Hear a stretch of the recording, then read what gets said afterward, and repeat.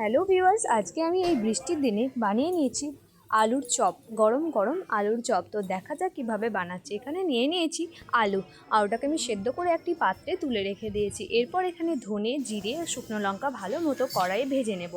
কড়াইয়ে ভেজে নেওয়ার পর আমি একটি পাত্রে তুলে রেখে দিয়েছি। এরপর আমি বানিয়ে নেব বেসনের ব্যাটার। তো এখানে হলুদ, লবণ, বেকিং সোডা দিয়ে ভালো মতো অল্প অল্প করে জল দিয়ে ব্যাটারটাকে ফেটিয়ে নেব।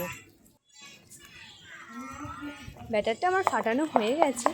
এরপর আমি কড়াইয়ে কুচানো পেঁয়াজ, আদা আর রসুনটাকে দিয়ে ভালো মতো ভেজে নেব। ভেজানোর পর আমি সেদ্ধ করে রাখা আলুটাকেও দিয়ে দেবো। এটাকে ভালো মতো আমি কিছুক্ষণের জন্য ম্যাশ করে নেব। তো ম্যাশ করে নেওয়ার পরে আমি এখানে ভেজে রাখা ওই গুঁড়ো করে রেখেছিলাম মশলা, ওটাকে দিয়ে ভালো মতো একটু নাড়িয়ে চাড়িয়ে কষিয়ে নেব। তো আমি কষিয়ে নামিয়ে নিয়েছি, তুলে রেখে দিয়েছি একটি পাত্রে। এরপর আমি চপের আকারে শেপ দিয়ে নেব আলুগুলো। একটি কড়াই আমি গরম তেল করতে দিয়ে দিয়েছি। ওটার মধ্যে এবার আমি আস্তে আস্তে চপগুলোকে ছেড়ে দেব। এরপর এরকম তেল দিয়ে ভেজে নিতে হবে। তো তৈরি হয়ে গেল আমার গরম গরম চপ।